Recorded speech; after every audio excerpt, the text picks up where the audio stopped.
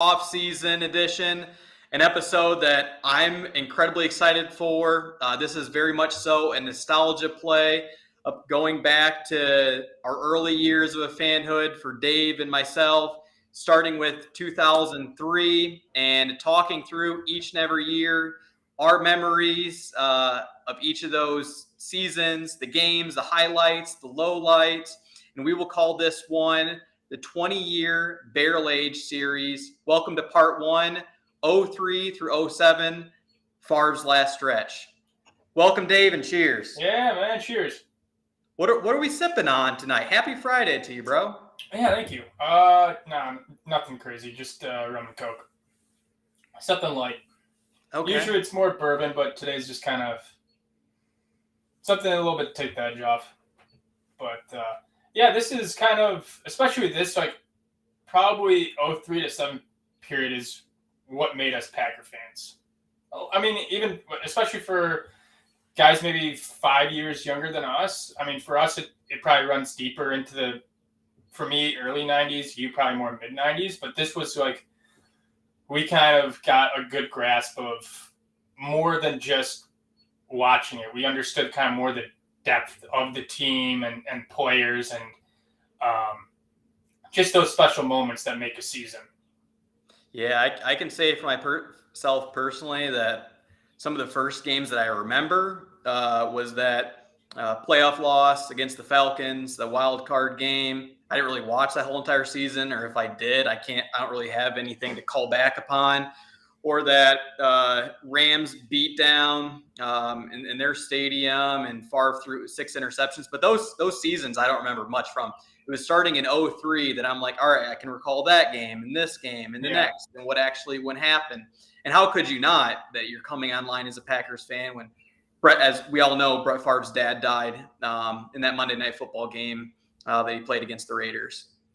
Yeah, this is kind of a weird time period for me because I actually remember a lot of stuff in the later 90s and stuff because they were just wrecking everyone. This time period is kind of like the little dark spot in my brain as a Packer fan because you started this with 03 where we were really good. You ended in 07 where we were really good. And then there's that transition period in 04, 05, 06 where you get a new general manager, you get a new head coach, the team's bottoming out, they're trying to get new talent, and it's like, I'm trying to call back on memorable memories, and they're just getting the doors blown off them for 3 years on that run. Yeah, you made a really solid point a couple episodes back when you brought up that the Packers, I think this is so true for a lot of NFL teams, unless you're like the Browns or the Jets, that you go through these windows or you go through these cycles where you have a year run at playoffs and you have a few years off and then a few years back on. Our second straight NFC North division title. And this is one of those windows that it's Mike Sherman's third year as the head coach for the Packers. He's also the GM. You don't hear about that much outside of Bill Belichick doing it. He didn't really succeed as the GM. We'll go into some of the draft picks that he had during those years. But yeah, starting in 03, this is a completely different team than what we have today or even the NFL as of today. Like some of the first things that I recall is Ahman Green going off for 1,800 yards. That's an unbreakable record that I don't see Aaron Jones topping anytime soon since we have a 2 running back offense, or even just the way the running back position is going and they don't want to pay him their second contract now. Ahman Green, that 1,800-yard rushing season, you had 2 fullback sets, Nick Lucci, William Henderson, who I think William Henderson is a very underrated fullback and one of the best all time. One of my favorite Packers. Especially as a pass catcher and how he carried himself, too. He was a true Packer inside and out. But those are some of the first things that I remembered from 03 team. And the best part about our team overall is that offensive line. You go from left tackle to right tackle, and that's Pro Bowlers stacked all throughout. I'd put that offensive line up against our 14 and then even the ones from like 20 before Bach got hurt. Yeah, that was the day and age where like you're seeing all these Dalvin Cook rumblings. If you had a guy do that back then, you're signing him to a 4-year deal and just saying, okay, like it was the age of running backs going 1, 2, 3 overall, like can't get enough good backs, and it was like, yeah, we'll give Ahman Green 40 carries. Like we'll run him until his legs are just shot. Brett Favre breaks his thumb. He's handing the ball off backhanded, left-handed. It was just, it was back in the, the glory years of, Favre was becoming a little bit more broken down, but it was still like that Iron Man, like schoolyard. We're going to throw a pass, and I'm watching on the TV, and the camera angles aren't as good as today, and you don't know if it's an interception or a touchdown. It could go either way with Brett Favre. The ball is just hanging in the air forever. He did take a lot more chances that he could play it off. Hey, there's a broken thumb. I couldn't grip the football very well. Could you give me left-handed football to toss left-handed, and we'll see how it works. Yeah, and in 2003, that was only 20 years ago, but it is a completely different brand of football compared to today. And it wasn't too early before 2003 that Ricky Williams was getting drafted, and the Saints gave away all of their draft picks. Their entire draft. That is unheard of if you were to hear a team to do, not only for any position, but a running back. Are you kidding me? Yeah. And yeah, like there's a couple of games that somewhat stand out for myself. The one that's most clear that we'll talk about is that Monday Night Football, a couple days after Irv Favre died and Brett Favre playing the game of his life. A few of the memorable ones for myself is I'm 10 years old. It's week 2 at home against the Lions. I remember this one is the very first time that I was allowed to stay at home by myself, watching the game for 3 hours. That 3 hours felt like 2 days for how long that I was at home. Ahman Green went off for $160, and that was the start of his glorious and all-time Packer-type season. We obviously came out with the win, but that's one of the very first memories I have from that 2003 year. Obviously you can't talk about 2003 without probably the most 2 important games on the board is Brett Favre's dad dying, which Monday Night Football, I was 11. My parents very rarely let me stay up for the entire game of Monday night or Sunday Night Football. But parents, not big sports people, but I think they even understood the magnitude of that game. You go into Oakland, and Oakland's notorious for just booing everything in sight, and you could tell from that fan base they were Brett Favre fans that night. And to have, John Madden, the ultimate Brett Favre fan ever, announcing that game, it was just everything. If you've wanted to show someone a football game who's never watched football before, that's the game you put on. I get goosebumps just hearing you talk about it. Like you always see the clip of Al Michaels doing the intro to the game. Mm-hmm. It's like something that you hand the script to Hollywood and they throw it out because it's so good. That's an overused saying, obviously, but it's a Disney. Yeah, and John Madden, his favorite player of all time, how he's infatuated with Brett Favre, in love with him like no other. Shout out to the late great John Madden. And you're spot on about that Raiders crowd. Like them and the Eagles, you don't want to go there because you think they're going to throw quarters at you and you're not going to make it out of the parking lot with tailgate. And there's like signs in the crowd that say Brett or hearts and prayers are with you. His wife, they pan to her many times throughout the game. And the Reverend sitting up there, Brett Favre gets an ovation at the end of the game. And then for the players too, how much people or the players rallied around Brett Favre. And not to say they don't with Aaron Rodgers during his tenure, but it was completely different. You heard about the locker room before the game. Brett said, hey, we have our backs. Donald Driver told the whole entire receiver room, if he throws it up, we're coming down with it. Not a ball hits the ground. Yes. That was like the line. William Henderson even went on that Packers documentary saying that Favre didn't play a great game. There was a ton of throws that he was sort of throwing off his back foot into double coverage like he always did. And Javon Walker made absolutely miraculously tight catches in double coverage. Charles Woodson played in that game. Brett was smart enough not to throw at him. And he had 399 yards. It was hard to believe, but that was the most amount of passing yards he had as a Green Bay Packer during his time. And one of the most beautiful throws that you could ever see to Wesley Walls to start off the game. And you're like, there has to be some sort of divine intervention going on. I would say if you want to YouTube some clips, the amount of times the ball is chucked up in the air and hanging up there like a punt and there's triple coverage around a guy, and our guy comes up with it is insane.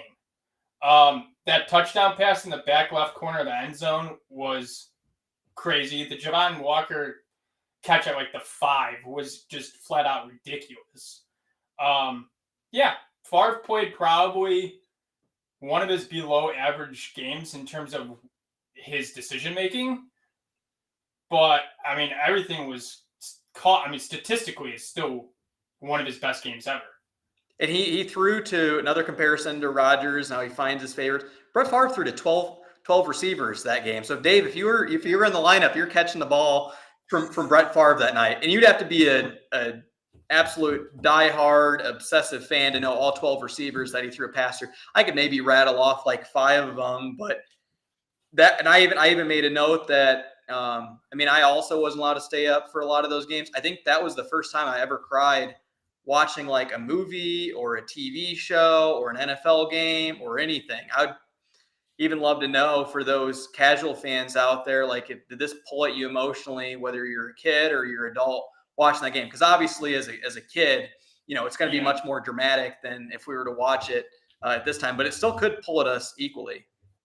I think, like, you make a good point on that. And, like, being a dad now, like, I can't imagine, like, maybe sitting with my kid and watching that game with my kid, or going through that game after recently your own, you know, father figure, or even parental figure passed away, and knowing what Brett Favre was going through in that moment. Like, if you guys want, leave a comment of where you guys were at, like, or like maybe a memory, or maybe something that, like, you were going through some type of period in your life, and that game kind of pulled at a heartstring that way because of what you're going from a personal side. So, but then the last game that we're going to touch on is, you know, the we want the ball and we're going to score game, because that's probably one of the most hot mic'd NFL quotes we see out there. That's the boldest hot mic take that you'll ever see, and it was echoed across all of Lambeau that day too.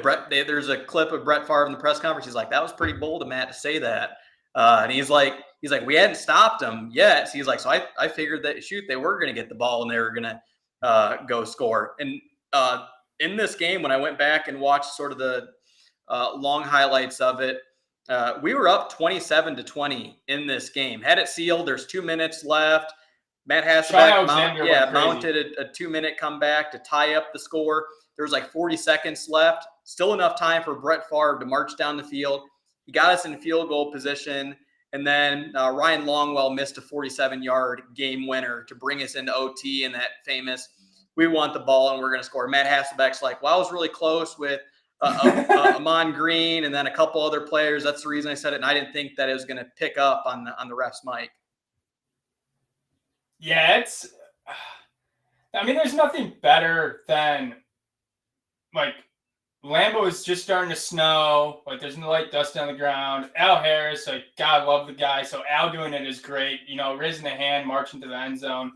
Yeah, Matt started his career in Green Bay. So that's a good point that you brought up, that Matt knew the locker room. Matt knew quite a few of the guys over there, and Matt knew some of the coaches over there. So, of course, maybe he just tries to twist the knife a little bit into them. And it's Holmgren's return to Lambeau too. I don't think it's his first time coming back to Lambeau in 2003. Otherwise, it probably would have been a bigger story than what it was that game. But Holmgren's making his way back. Favre's old mentor, his favorite coach. He won a Super Bowl there. I think that was a little bit more like, that's more of a recent trend. When you say back then, it wasn't like this coach got fired from here and he's appointing this team and he's coming back. Like, it wasn't a thing when Belichick, like, came back to New York when he was, like, on the Patriots, or when he would visit the Browns. Like, it just wasn't a storyline. Now everything nowadays is a storyline. Yep, and you got people following Big Mike into Lambeau before he plays us against the Cowboys. A lot of it has to do with social media too. I think that you don't have that same level of exposure. Dave, you're not going to like me saying this, but I at least have to, as a way to cap this 2003 season and then march on to 2004. Yeah. I thought this was pretty interesting from a defensive coordinator standpoint. So that final play with Al Harris picking the ball off, he sat on the route. He knew it was coming from watching film. Mm-hmm. There's been plays like that prior in the game. The Packers defensive coordinator at the time, the name's slipping me, but we had an all-out blitz, that engage 8 that you love, that I love. We sent 7 and we dropped 4 in coverage when we picked the ball off.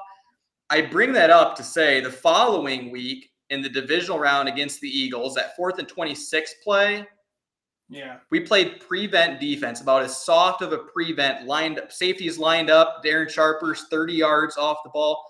It's interesting how in one overtime we're playing, up on him, we're going all out. And then with the game on the line, 4th and 26, we play about as far off and we're giving you anything underneath as you can possibly imagine. Yeah, 4th and 26. Boy. So I have an interesting. I know we're trying to toughest one to swallow. I know.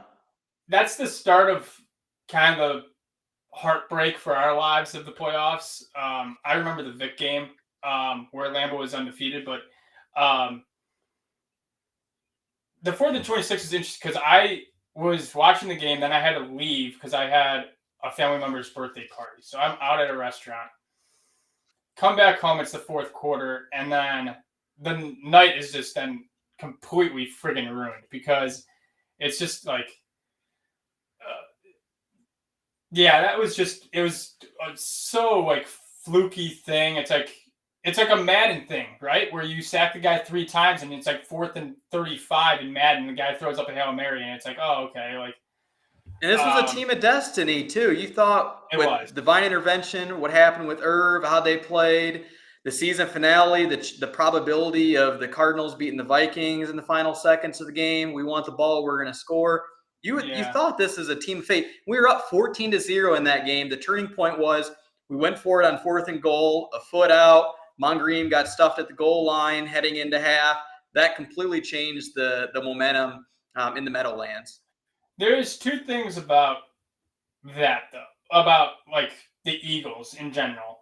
They've been knocking on the door for a while, and so they were just kind of battle hardened, I guess, at that point. And then the second thing is the Eagles put up a really good Super Bowl that year as well against the Patriots. This is a really good Super Bowl. The things about us losing the NFC Championship is I can honestly look at who won the Super Bowl and for most of the time say we weren't going to come out ahead. It'd be nice to be this like 07. Are we beating that 16-0 Patriots team? No, we're not. I don't think we win in 03 either. I mean, it might be closer. 14, you might have a case for. 14, we're beating that Pats team. We beat them at Lambeau. Tom Brady, not even playing our best ball. Aaron Rodgers gets 2 weeks to rest up the calf injury. I think we're winning that game. But yeah, that 04, that 03 Eagles team, they made like 4 or 5 straight NFC Championship games. Yeah, that's what I'm saying. They're battle hardened. They like knew like just weather the storm, and we're like brand new into this. Like the Steelers when they're like, oh, we're built for this. We've done it before, but in 010 they didn't get the job done. Right. 010?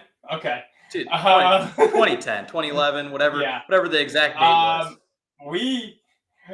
We just completely blew the timeline out the table. There goes your 10 minutes for one season. This could easily be like a 40-minute 03. You could spend it on everything. But luckily for us, 04, 05, and 06, besides kind of personnel turnover and kind of the building blocks for leading up to 07, there's not a great deal of like depth there. But like, so 03, we have the high. You go into 04, 10-6, still win the division. But really lackluster start. Like start 1-4. So now it's like do or die mode, essentially. I don't think Favre had a sound clip of relax or we're going to run the table. But they pull off a 6-game win streak in the middle of the season. And take it from there, Jordan. Yeah, my memorable game, or at least let me back up and say this is Mike Sherman's last season as the Packers general manager. He stays on one more season as the head coach. They talk about how he's a really prideful man, and he had a tough time swallowing the pill of being let go as the GM and keeping his head coach job. He feel like he failed it when TT was brought in, Ted Thompson. And this was really the nail in the coffin for him. Listen to these draft picks, Dave. So 04 was the year we drafted Ahmad Carroll at cornerback first round. We also drafted Joey Thomas, cornerback in the 3rd round. And then BJ Sander, a punter, in the 3rd round as well. Like, what are you thinking, Mike Sherman, to take a punter when you think about the type of ammo he has in that draft room and all those people that later went on to be GMs, Reggie McKenzie, John Schneider, John Dorsey, and that's who he's drafting. He did shape up later with drafting Corey Williams, defensive tackle in the 6th round, and Scott Wells in the 7th. But come on, that's how you're going to start the 04 season with that draft class? Now that you brought that, so 04, I remember we took like 3 or 4 corners in that because 03, Randy Moss just burnt the entire NFL. So Sherman was probably thinking, oh man, he's going to be in the division for the next 10 years. I got to just stack up at cornerback, and not one of them panned out.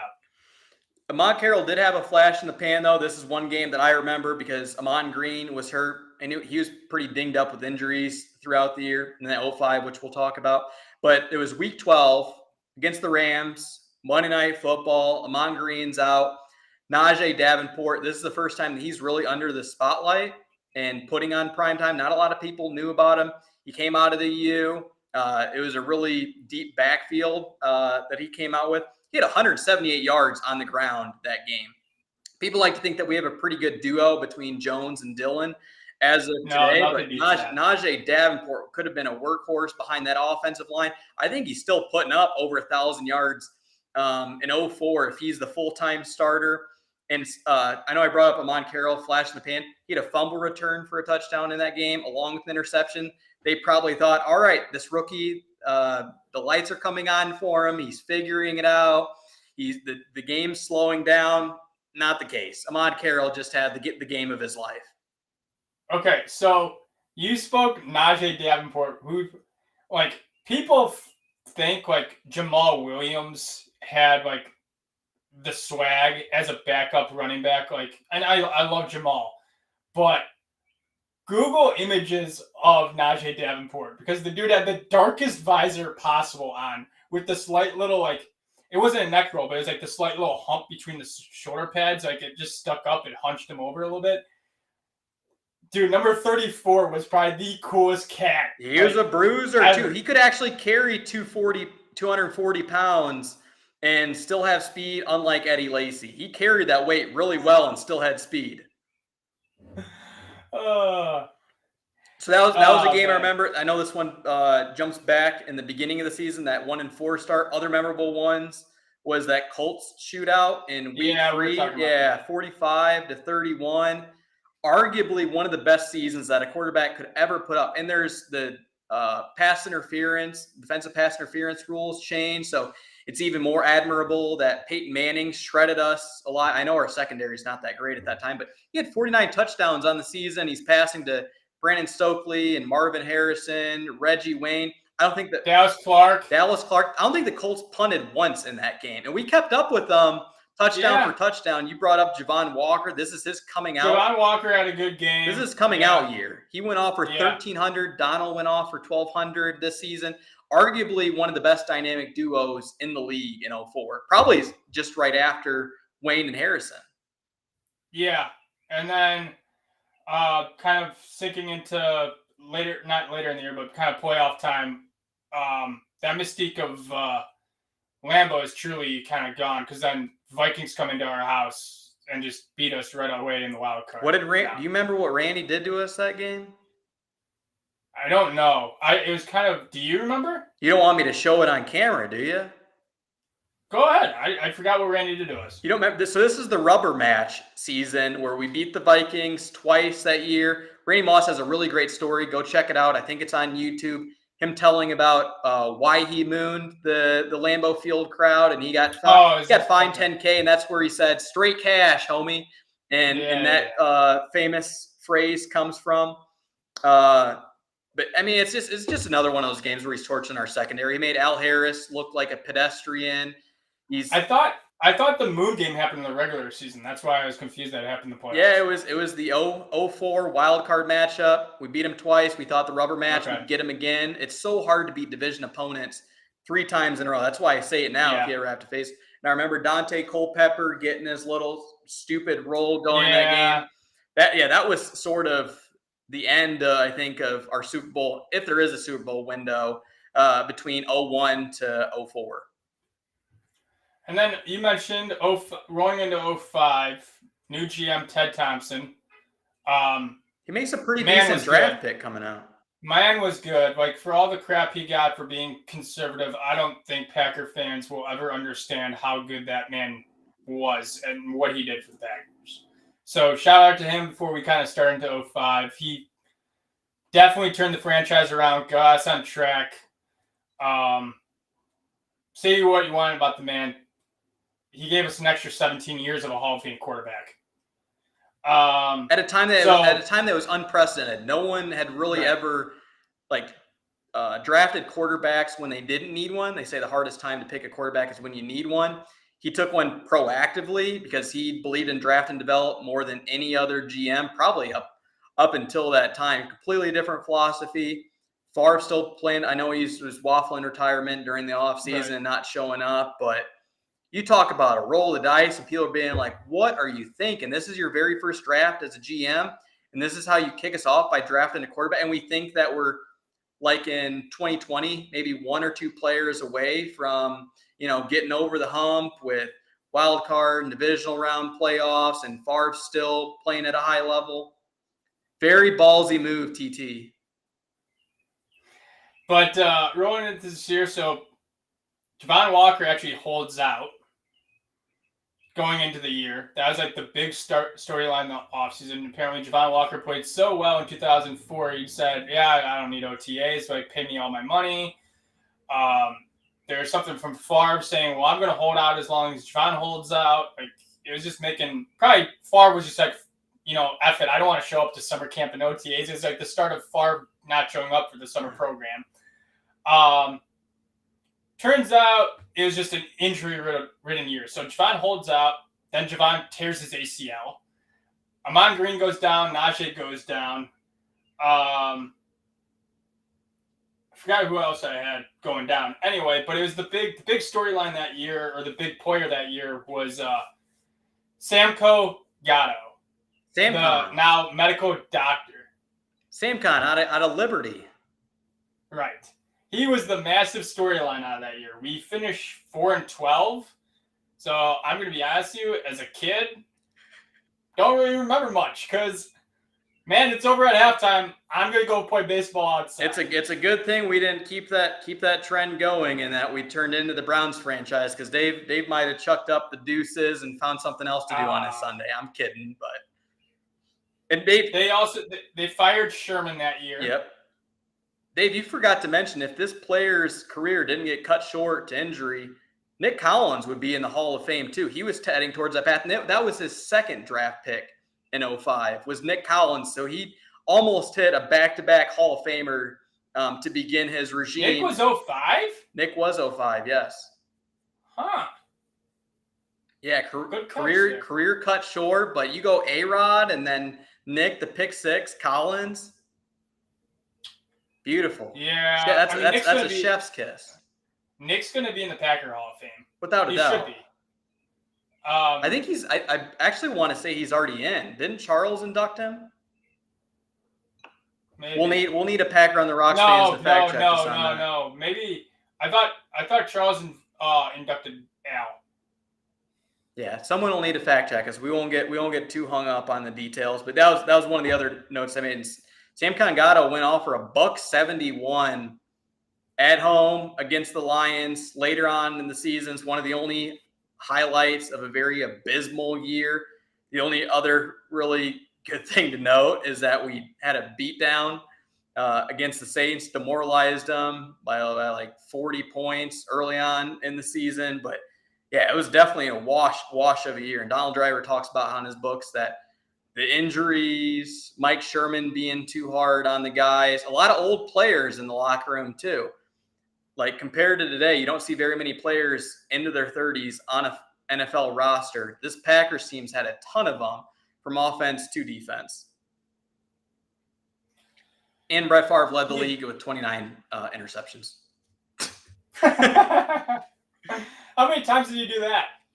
Oh, I want to look that number up. There were so many highlights that I saw from 03 to 07 that Brett's dropped back to pass and he's chucking up Hail Marys left and right. And unless Javon Walker's coming down with him, there was ton of interceptions. And if that was social media today, I couldn't imagine the reactions that Packer fans would have and being able to give Favre the hall pass. Okay, if Favre was a quarterback today, he wouldn't make it past year 3. People wouldn't have the patience for him. No, like that's the thing that is so. There's a lot of things that changed in football from the time period we're talking about and before that time period to today, but the patience of a front office, the patience of a fan base to get behind a player and let them develop is so short now. Like, they don't understand. Even like recent memory, Devontae Adams struggling. The kid's 21 years old. He's in the bright lights. He's got the footwork. He's got all this stuff. Aaron Rodgers is saying, yeah, man, he's got it. He's just got to, put it all together. And the fans are like, when? Trade him. Get rid of him. Second round pick. Cut him. Like, let the dude kind of just work through his, like, internal demons, and then he develops. And now, now we're looking at it saying, man, I can't believe the Packers got rid of him. Surefire Hall of Famer. It's just very, very shortly. I think social media plays a big part in it. Everything's overblown. You're taking clips of anything a player says and spinning them the wrong way. It's the exposure is 20-fold compared to that. And you even see clips of Mike Holmgren being like, "Hey, pull Favre, get him out of him out of there, Mooch, or get him out of there, Reed." And then, never mind. I lost my mind. Yeah, let's give him a little bit of the benefit of the doubt. Into Favre's defense, yeah, there was some patience, but I mean, he figured it out though. That 95 season was the beginning of his back-to-back MVP, but it went from 92 to 95, even giving that many seasons to have it fully click. 94 went to the playoffs, so that can give you some allowance to continue on as a starter. But those interceptions today, no one would be able to stand for. People would be, having their pickets outside of Lambeau Field trying to burn down the place. They also just allowed people to develop too. I mean, in terms of sit behind a guy, learn his craft. It's the same way as an internship at any other job. You do a year or two of an internship or apprenticeship, learn the craft, learn the trade, and then you get the keys to the car. And nowadays it's, Zach Wilson, or Mitch Trubisky. Oh, he played 18 games of college football. Let's pick him and put him in the fire, and you should be fine. What's the difference between college speed and NFL speed? These front office guys are like, not that big of a difference. Well, you find out real quick. It's like going from my Chevrolet to a Formula One car. And you're burning through millions of dollars as a billion-dollar organization, and quarterbacks left and right, and you're reaching for quarterback. Nick Collins would have been the same thing. If you take Nick Collins when he was drafted in 2005, it took him really until 2008 when the lights came on, and then he had four pick sixes that 2008 season, but it was really 3 seasons before it fully clicked for him. So that gives me a lot of hope for Darnell Savage here in year 5. Do you know how ballsy it is to get hired as a GM and your first draft pick ever for the organization is the new quarterback for the franchise when everyone loves the quarterback? Not just loves him. This guy is a god in the state of Wisconsin. He is. At this point, he's Green Bay. At this point in his career, he's Green Bay. Yeah. He's the Packers. It's a stadium that Favre built, that Ron Wolf says. Yes. If not for Favre, so we're giving him a ton of flack. If not for Favre, this team could go under. Correct. Yes. But anyway. We got some nice sidebars, some good tangents. We're fine. We're going to 06, though. So Sherman's out. Bring in Mike McCarthy. And I remember the press conference so vividly. I remember the reaction to the press conference very vividly.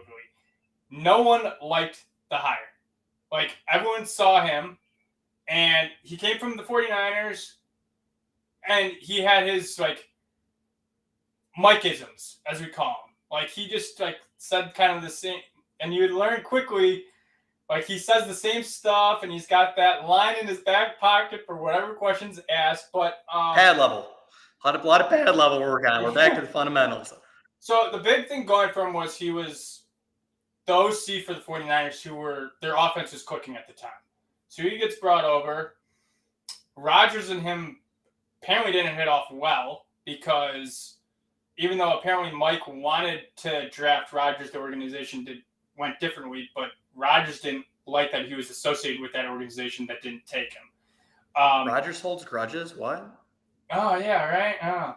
But I remember a lot of Bears fans kind of making fun of how Mike looked and kind of like Mike has a slight like lazy eye and he's a little overweight and all that stuff. And there was just a lot of like unnecessary shots fired. But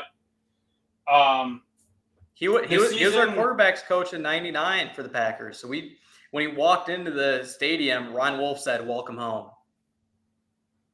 That's a good story, man. It's a good sign that you're going to get the job. But they go 8-8. So a little bit of improvement there. I know it's late in the season. The game that I remember, I was actually at the game, was when Favre left the stadium in Chicago at the end of the year. And he's, waving goodbye, actually kind of gets a slight cheer from the Bears and stuff, which is kind of like honoring what he did. You mentioned it to me before we started the show, which I actually didn't really pick up on. My dad was like, man, it's freezing cold. Let's get out of here. Was that driver carried him off the field. So he was getting like hero's goodbye. Like, carry the man on his shield. He died in battle out of the stadium type like reception. I was about to ask, since we're recounting our memories in our early days as Packer fans, like Dave, what was your first NFL game that you attended? Was that your first one? No. So, trying to think here. A little more Jack and Coke, I think, could help to spark. Oh yeah, to help jog the memory. I didn't go up to Lambeau until I didn't go up to Lambeau until 2008. So I didn't see Favre play in Lambeau. I only saw Rodgers play in Lambeau. But I've been going to Bears Packer games at Soldier Field since probably 2000. I think it was like a Lions Pack. I don't know. It was a Bears game. So I think it was like 2000. My dad was kind of just waiting, but it was always around my birthday. It was always like December. I was just head to toe Packers as like probably a 7-year-old, 8-year-old kid. And people were relentless to me. Like, I'm small now. Can you imagine me at 8 years old, like all 45 pounds, with like a drunk Chicago Bear fan just giving me the business? It's a great intro to what fanhood is all about in person and tailgating. So it would be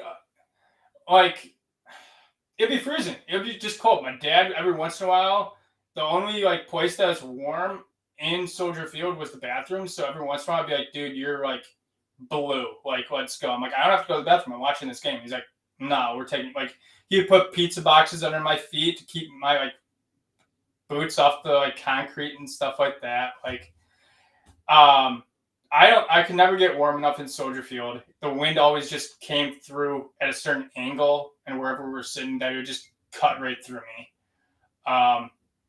My rule now is I no longer go to football games after Halloween. After Halloween, I will no longer go to an NFL game. Oh, but what are you, 85 or are you 31? I'm 31 and I'm cold. Feel that I was at the coldest game in Soldier Field history in 2016. Free ticket. We're at the same game, man. So was that the one you called it? Because that was like negative 15. Yes, I was at that game. So I know this is supposed to be 06, but like I went in 16. I went to Seahawks Packers in Lambeau the week before for my birthday. Then for Christmas, from someone else, I got Bears Packer tickets at Soldier Field. So I went to back-to-back games during the run the table season. And we got to see a Mason Crosby game-winning field goal, one of the last deep balls from Rodgers to Jordy. getting back on track here, and it sounds like there may be a guest appearance awaiting, or there's some fans that want Do to. you know anything about the Packers? Want to get in on the action? Yeah. Last thing to know, and Dave, just a question for you, and this is a great time for Packers on the Rocks fans. Chime in. We do want to get to the evolution of Packers on the Rocks, where we start hearing your stories, your first NFL games, because it's one of the best parts about being a Packer fans, and those things. Yes, it's nostalgia, but it feels like yesterday. I mean, you took us through like the play-by-play and the pizza boxes underneath your feet. That's a great trick. I didn't even know about that trick. Here I am in steel-toe boots with one pair of socks on, and I can't feel my toes until 2 hours after the game. It was the, sorry to cut you off. It was the tricks were, the 2 layers. There was no like Under Armour back then where you just did it. It was like you wear your kind of long sleeve, throw a sweatshirt over, throw the jacket on. But the big thing was like, even if it wasn't snowing, snow pants. Like it was like 2 pair, like sweatpants again, snow pants. And then like, especially like Lambeau, once I started going up there, like metal bleachers were not my friend. They're rough. You didn't wear the orange camo? No. My question was this: how much do you think this played a factor into Favre returning for that 07 season? The Packers finish off with a win. They win 4 straight. That 06 season, first year with Mike McCarthy. They beat the Bears, which would go on. The Bears would go on to represent the NFC in the Super Bowl. They lose against the Colts. I think Favre thinks to himself in the offseason, hey, man, we just knocked off the Super Bowl loser. There still could be some potential for this team to come back and make a run of this thing. Do you think that enters into his mind? I don't think it's necessarily the Bears. I don't think it's the Bears making their run. I think it's Favre being Favre. I think it's Favre being like, I don't want to be away from the guys. I'm bored in Mississippi. Like, get me back up there. Because he's like 07. Like, yeah, I could see 07 because they made the deep run and you're like, man, we're this close to getting over the hump. And be like, I want to come back for 08. And they're like, nah, we got Rodgers. But 06, I think he just still had the itch. I don't think it was necessarily the Bears making a run. I just thought, yeah, I want to keep doing this. And he's not ready to hand off the reins to his replacement. He's like, I got somebody who's trying to take my job. I need to come back and prove it once more that I still have what it takes. And just to name drop a couple old players, because I think Packer fans will get a kick out of this.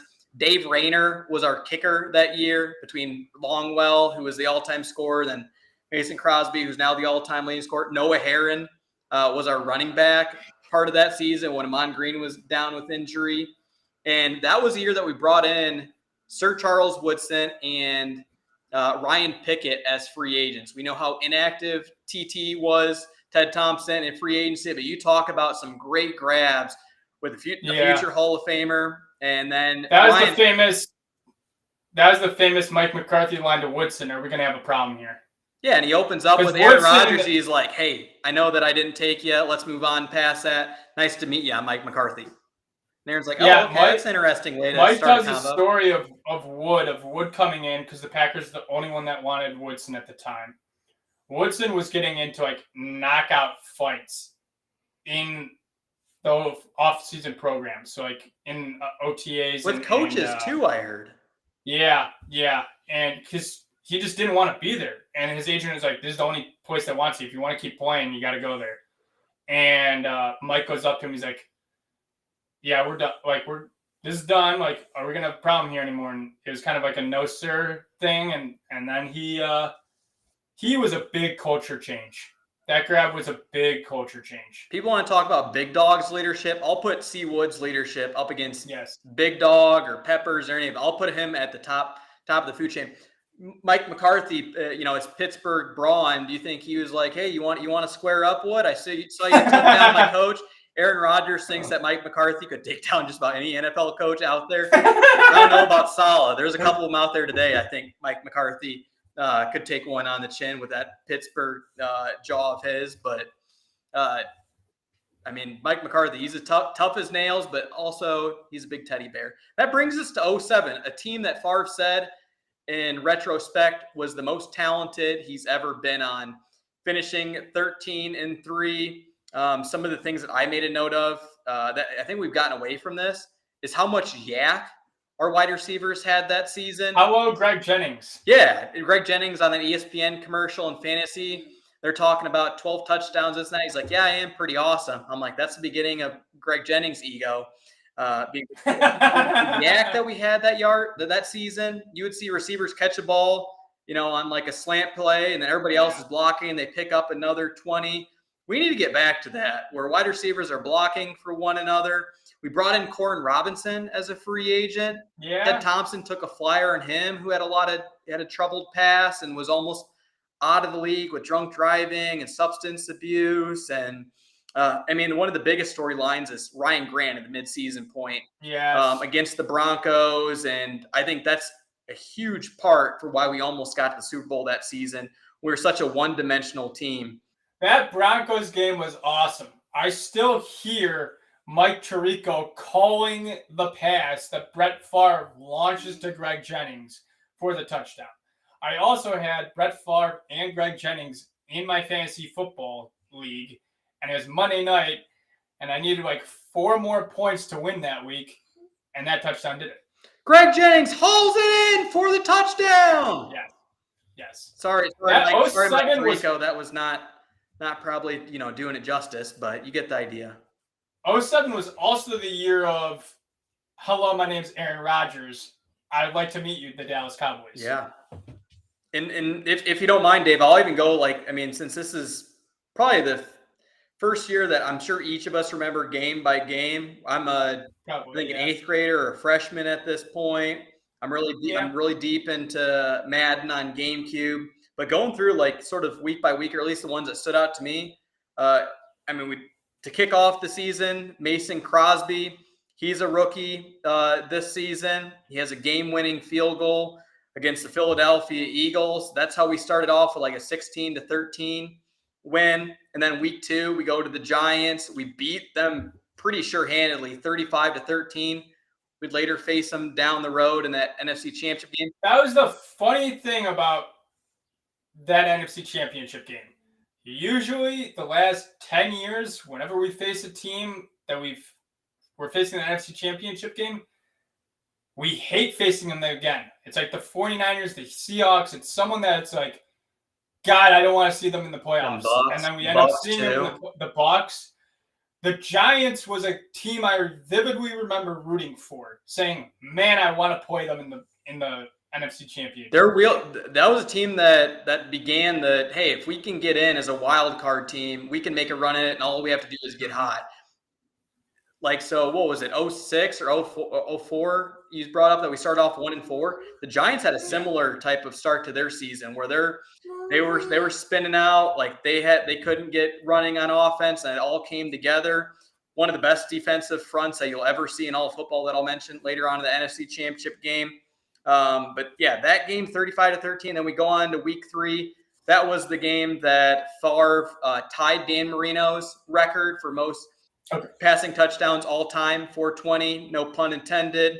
Hit Greg Jennings on that staple slant route that he had so many times that season. That was a gimme.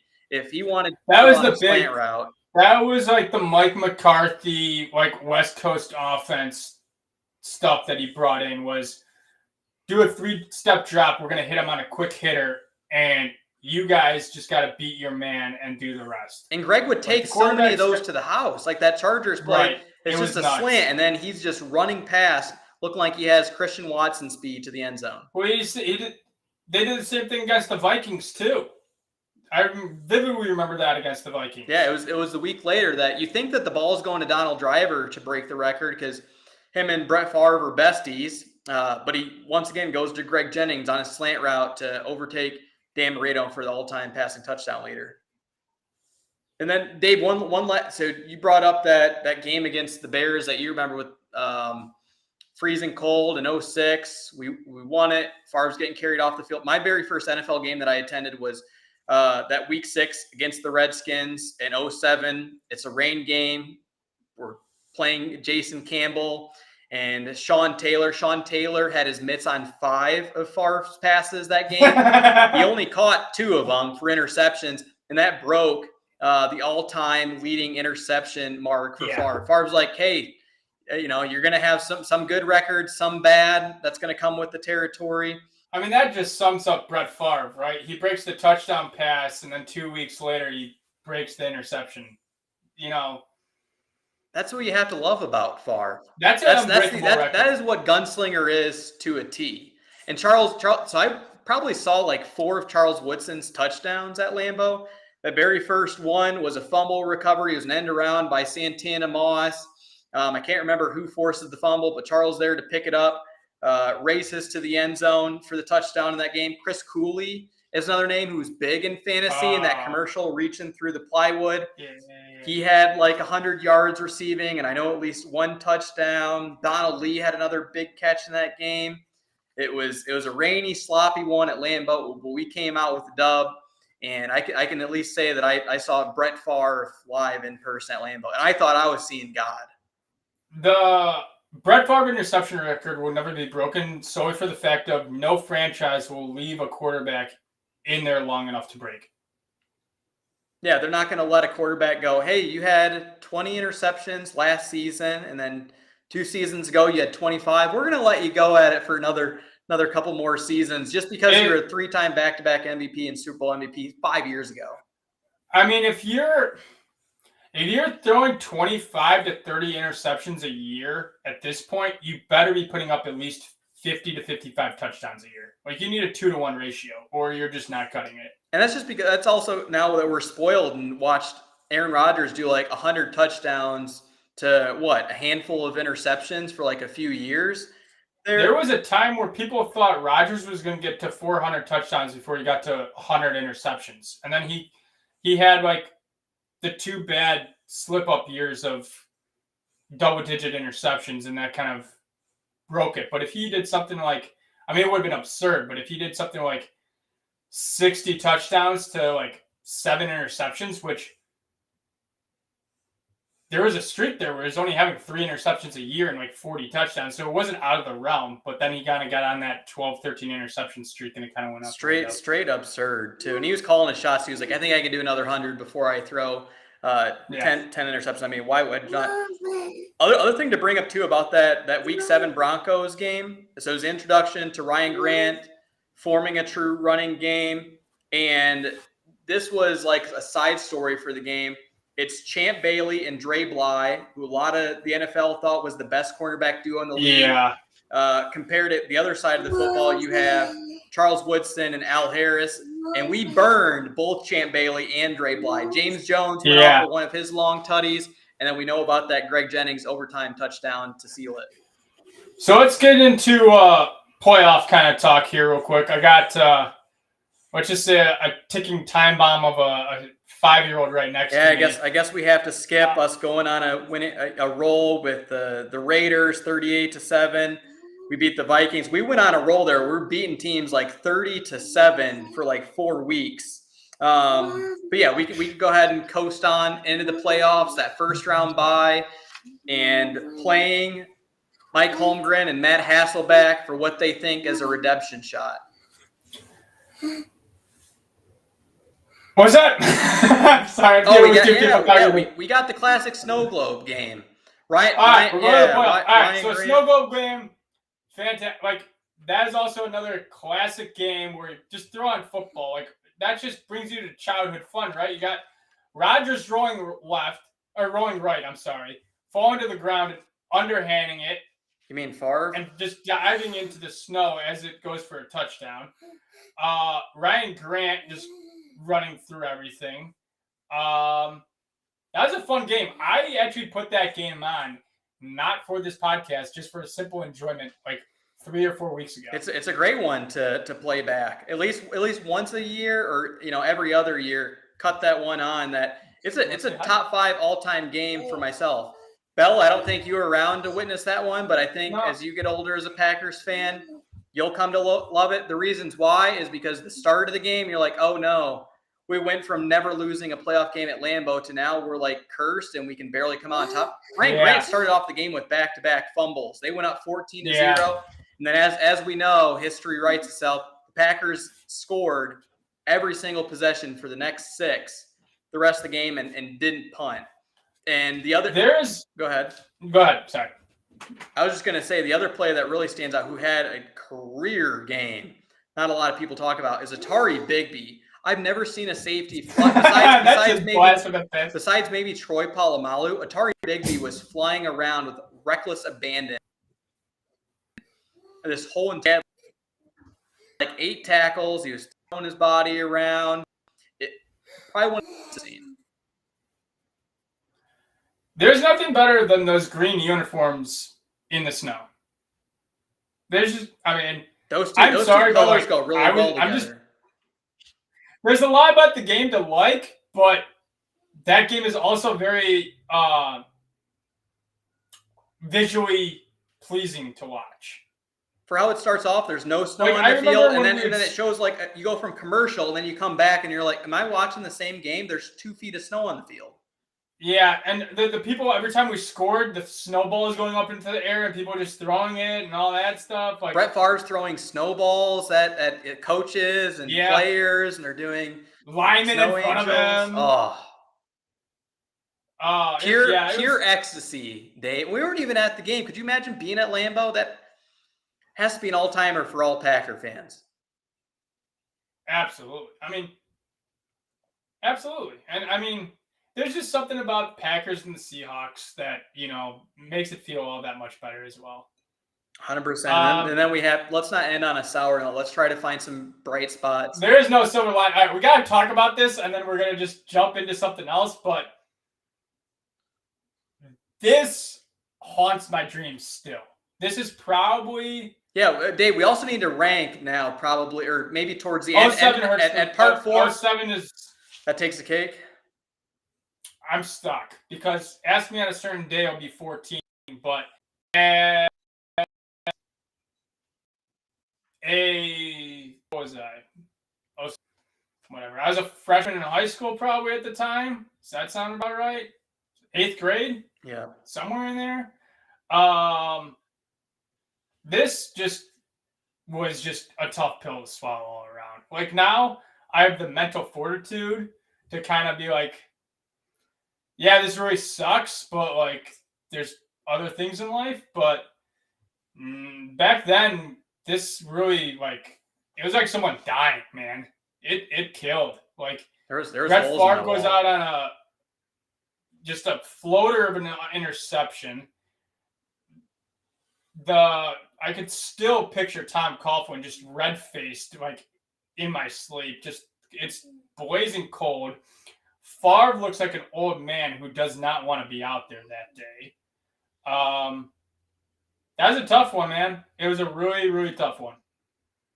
Because at that age, you can't really compartmentalize it. Be like, oh, I have these other life experiences that were much, much more difficult that I can now rationalize this, and it's not that hard. Where there was holes in my wall as like a 14, 15-year-old after that game. There was crying. You felt all the emotions after. I'll put 14 above it because if you actually – these games are so tough to actually go back and watch the highlights. I can't say that I've watched these games in its entirety again and replayed them because it's too hard. 14, I'll never do it. I can't do 14. This game, we stuck it close, but we were never really like ahead of the Giants. If anything, I think the Giants were in control of this whole entire game. Lawrence Tynes missed 2 field goals in the 4th quarter. This game should have never went to overtime. Ryan Grant, who had almost 1,000 yards in 7 games in 2007, had 56 on the ground. We're playing against Michael Strahan, one of the best defensive ends of all time, who had 9 sacks. Osi Umenyiora had 13 sacks. Was JPP? Was it Tucker or JPP was there? It was Tuck who had 10 sacks. Okay. It's like the Eagles team from this past season who they had, like 4 players with 10 sacks. That defensive line. And then the thing that really irks me the most about this game and lack of adjustments is this is a Plaxico Burress game. Al Harris decided to face him one-on-one, bump and run coverage from start to finish, and he burned him again and again. And I'm like, why? I even thought to myself as a 14-year-old, why are they not putting Charles Woodson on him? They're just going to let Al Harris continue to get burnt by him. They never switched it. I remember Charles Woodson trying to take Brandon Jacobs head on in the hole. He said it's still the hardest he's ever hit. You watch that play and you think about how cold it is, and he's a 250-pound running back.